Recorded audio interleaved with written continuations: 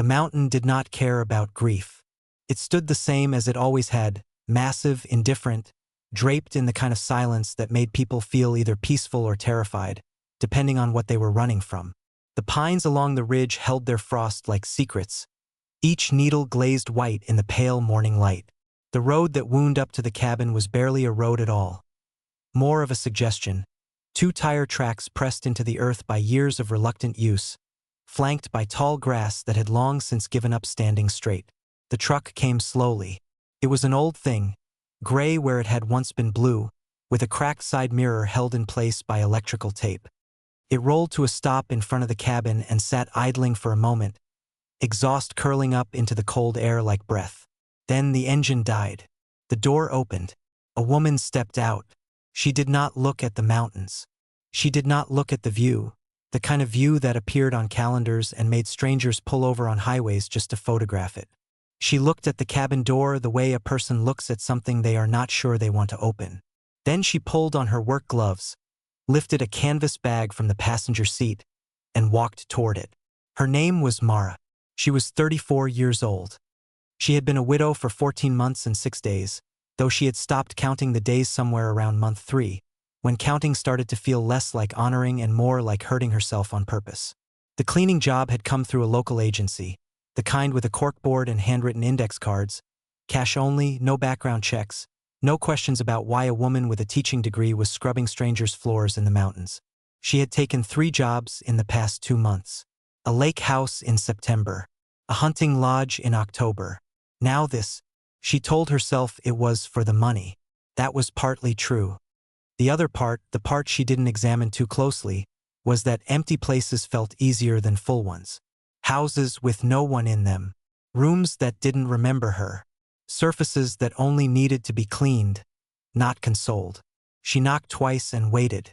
The man who opened the door looked like he had been assembled from the mountain itself. Broad-shouldered, dark-haired, with a beard that had passed the point of grooming and entered the territory of surrender. He was younger than the beard suggested, maybe early 40s, with eyes that were sharp in a way that had nothing to do with intelligence and everything to do with wariness. He looked at her the way a person looks at something unexpected. Not threatening, just unplanned. "Mara," he said. "From the agency," she confirmed. He stepped back from the door without quite welcoming her in. She walked past him into the cabin. His name was Daniel. She knew that much from the booking slip. Daniel Voss. Cabin registered under a private land trust. Paid the agency 6 months in advance, which struck her as either very organized or very avoidant. The inside of the cabin told her it was the latter. It wasn't dirty exactly. It was undisturbed, like a place where someone lived around the edges. Dishes washed but surfaces never wiped. Floors swept but corners forgotten.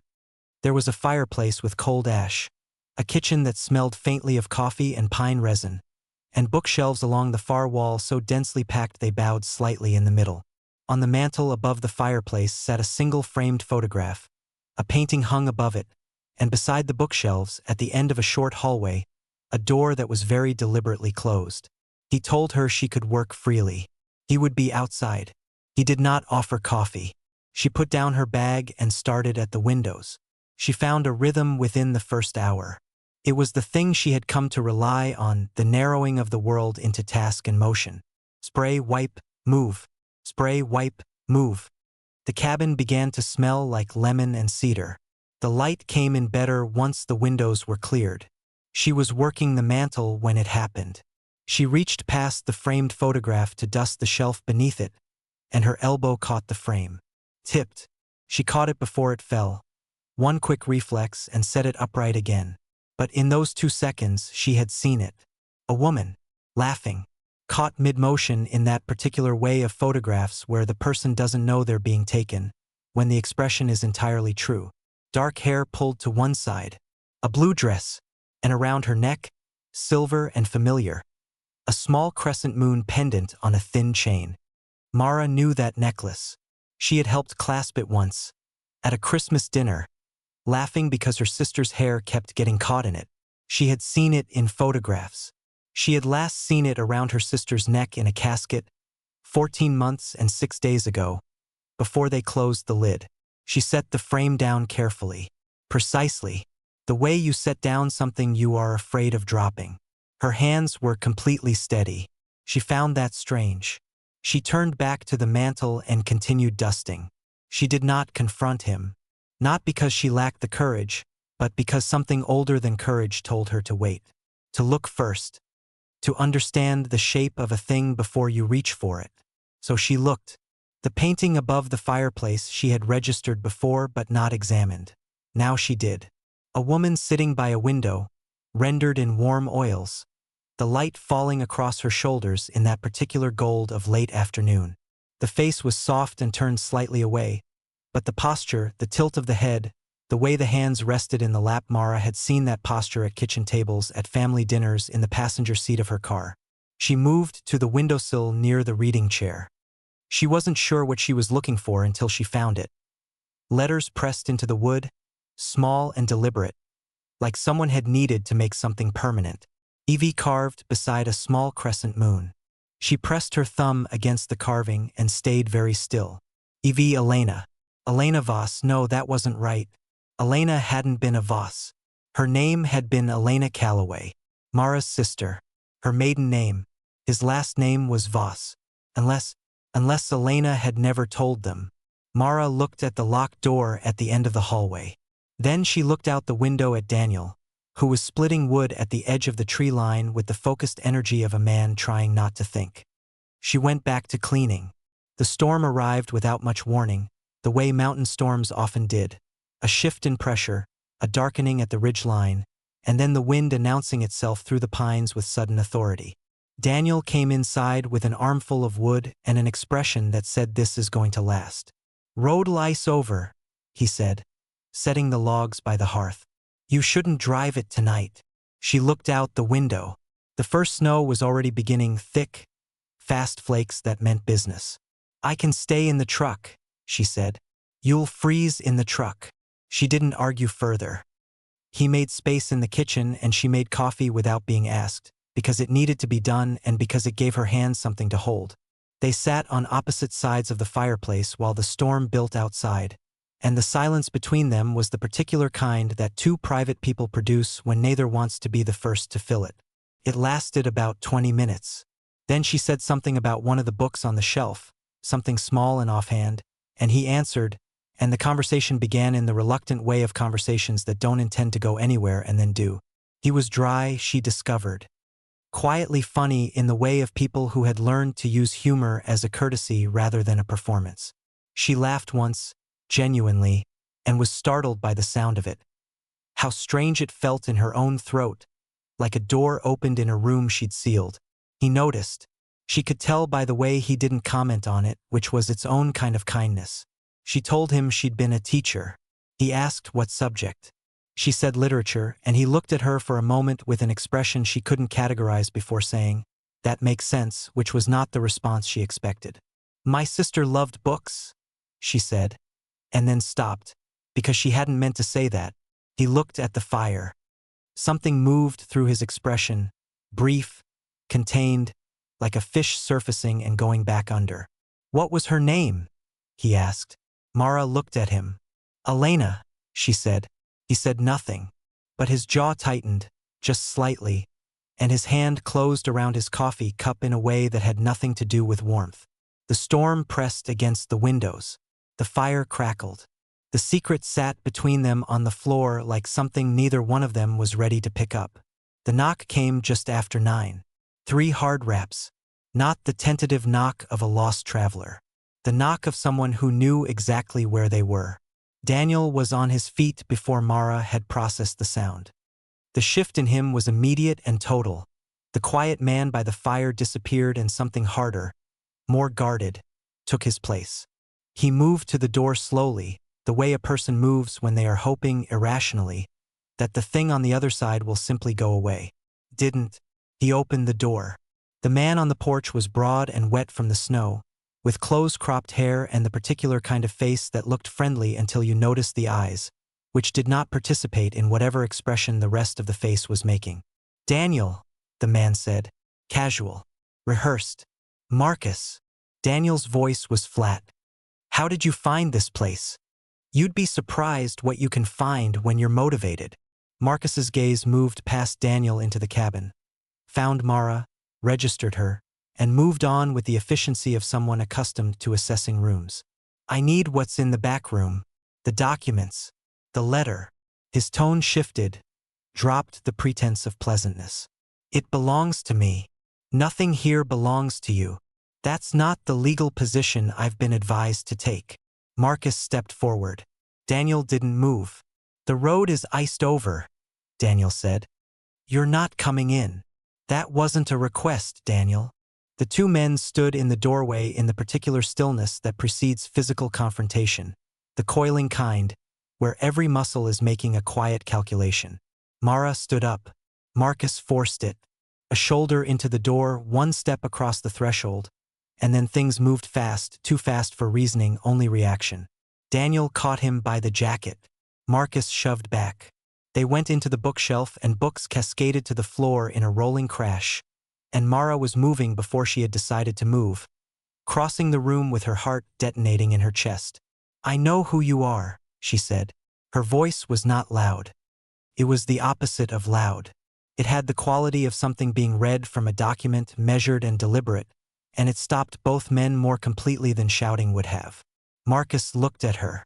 For the first time, truly looked at her. I was at my sister's funeral, she said. I saw you there. You weren't invited. You stood at the back and left before the service ended.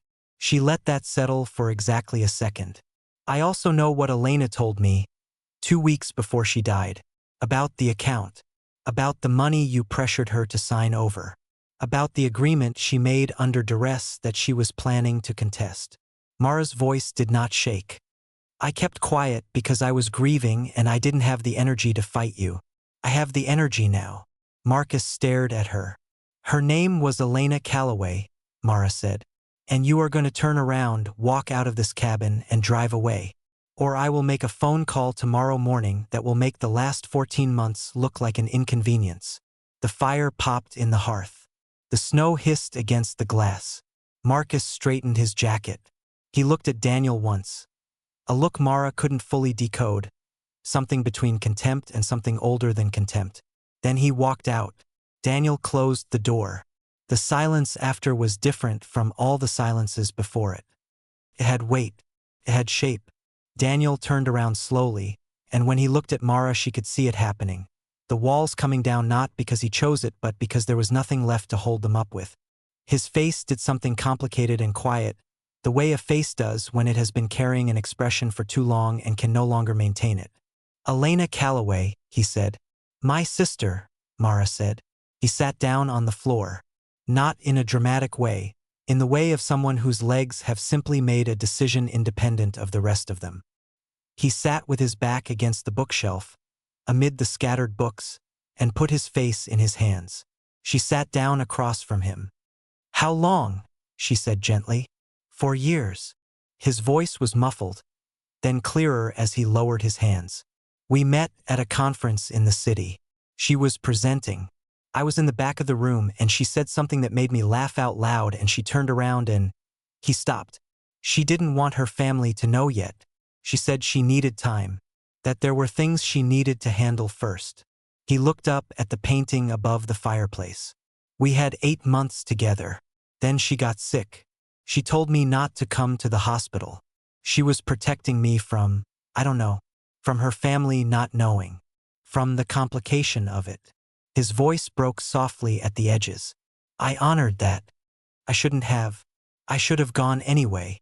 Mara's throat was very tight. She never told us, she said. She was going to. I think she was waiting for the right moment and then there wasn't one. Marcus was her business partner. He used the diagnosis to pressure her into signing over her share before she could contest it. Daniel's hands were still. The locked room, I have everything. The original agreements. A letter she wrote me that she gave to a solicitor to hold. Documents that prove what he did. He looked at Mara. I've been trying to build a case. On my own.